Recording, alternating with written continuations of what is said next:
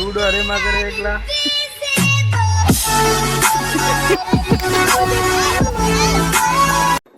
Hello મિત્રો, સ્વાગત છે તમારું બધાનું મારા નવા બ્લોગમાં. હું છું હરેશ સોલંકી. આપણી ચેનલનું નામ છે હેપી હરેશ બ્લોગ્સ. તો આજે છે ઉત્તરાયણ, તો આજે આપણે જવાના છીએ બધા પતંગ ચગાવવા. એટલા માટે બધા ટેણિયા તૈયાર થઈ ગયા છે એક એક પતંગ ચગાવવા માટે.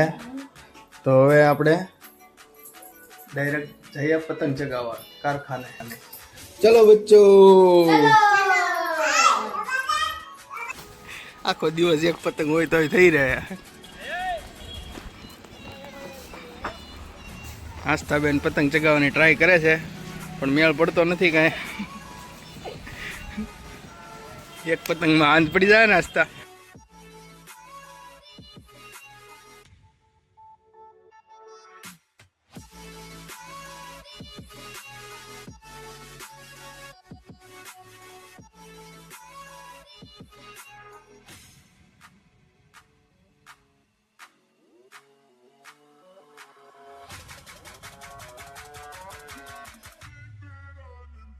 લૂંટવાનો તો એટલો શોખ ને કે વાત જવા દો. હા, ગાંડો થઈ જાય લૂંટવાનું થાય તો.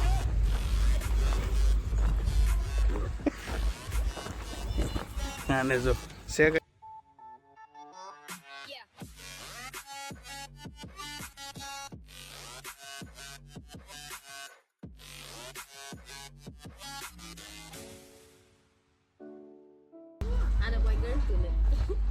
હા, અમારે ફોનમાં જોવે છે. આને કાંઈ એવો શોખ છે નહીં. એને કઈ પતંગ છે કે હું તો બગડી જાવ એમ કે. એટલે ભાઈ બગડવાનું જ હોય. હવે આજે વર્ષમાં એક જ વખત તહેવાર આવે. હે દ્રષ્ટિબેન? તો નવરાત્રી ગણપતિ કોણ આવે? એ તો બધું આવે પણ આ તો ખીખર એક જ વખત આવે વર્ષ દિવસમાં. તો પતંગ ચગાવી ન જોવે? આ લૂડો રેમાં કરે એકલા. લૂડો લૂડો જોઈશ તને? હું જોઈશ શેરડી. તને ખાતા ફાવે? ખાતો દાંત છે નથી તોય શેરડી ખાશો? હું ખાશો બબુ? શેરડી. દાંત દેખાડતો તારા? અરે અરે મારો દીકરા.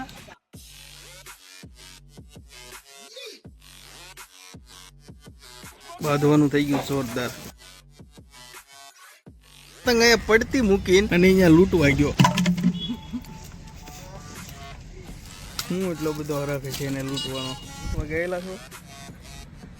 હું બહુ લૂંટવા ગયો હતો. આપણે છોકરા એવા જોઈ ને પછી હું એમાં વખાણ કરવાના કા. હું તો હજી હું તો ક્યારેક લૂંટવા આવ્યો હતો. અંદરથી આમ શોખ જ એવો લાગે કે લૂંટવા જવું છે. અહીંયા બેઠો ને તો પતંગનું હમ જ નજર છે. હવે કંઈક પતંગ ચગી છે. અત્યાર સુધી એકે પતંગ નહોતી. હાવ નવરા બેઠા હતા. હવે કંઈક ચકાવશું પતંગ થોડીક લૂંટશું.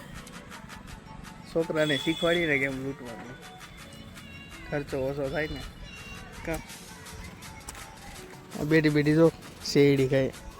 દાંત તો છે નહીં કે હતા બધા કઢાવીને કા. જો લૂંટીને લાવ્યો પતંગ. હા દક્ષરાજ અહીંયા તો અહીંયા ઉભો રહેતો. અહીંયા ઉભો રહેતો. કેટલી પતંગ પડી? આ લૂંટવા હું કેમ ગયો તો તું? એટલે મારે કામ તો હોય ને કે તું લૂંટવા હું કામ ગયો તો? એટલી બધી પતંગ પડી છે છતાં તું લૂંટવા ગયો તો? હાલો તો હવે પતંગ ચગાવીએ આપણે. બહુ વાતું થઈ ગઈ છે. કાંક પતંગ ચગાવીએ, કદી કાપીએ. કાલ તો પછી વાંચી ખીર થઈ જાય પછી. ઓ બબુ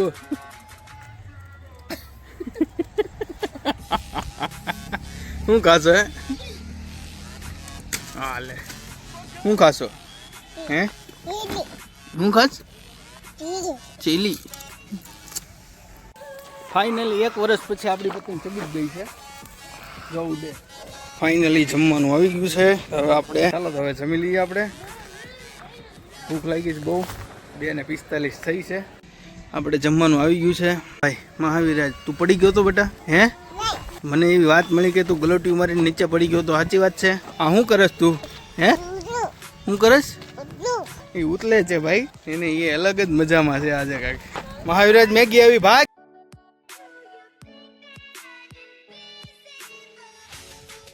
આ છે અમારે મેગી, એને જોઈને બહુ ભાગે છે. એ 9 વર્ષનો થયો આજે, પહેલી વખત હાથે પતંગ ચગાવીને. એને ખુશીનો કાંઈક પાર જ નથી. આ પતંગ છે એની મમ્મીની છે, એ દક્ષરાજની છે. મા દીકરાનો મુકાબલો થાય છે, જોઈ કોણ જીતે છે. અમારા મહાવીરાજ શેરડી ખાતો ખાતો હાલો આવે છે આ બાજુ. અને રમવાની મોજ જુઓ, એકલા એકલા મજા આવી ગઈ છે. અને આજે રમવાની ધૂળમાં દક્ષરાજે બીજી પતંગ ઉડાડી છે આજે. આ નીચે છે એ દક્ષરાજની છે, ઉપર છે એ આસ્થાની છે. દાંત તો કાઢ આસ્થા,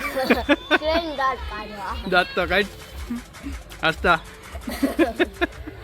આસ્થા. દક્ષરાજનો હરખ હમાતો નથી. જોવો તમે શું બોલે છે.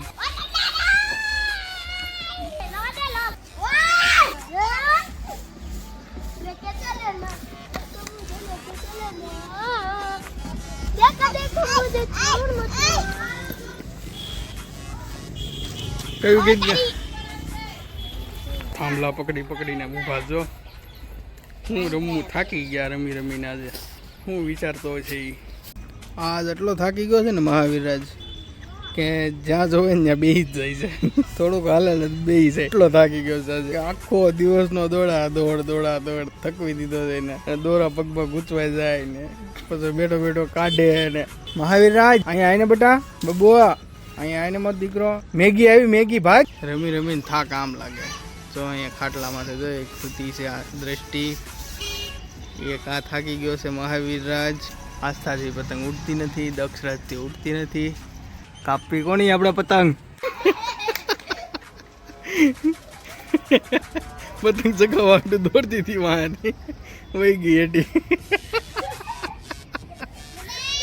આસ્થા, આસ્થા પતંગ ઉડી બેટા, આસ્થા ઉડી કે પતંગ ઉડી? આસ્થા ઉડી ગઈ.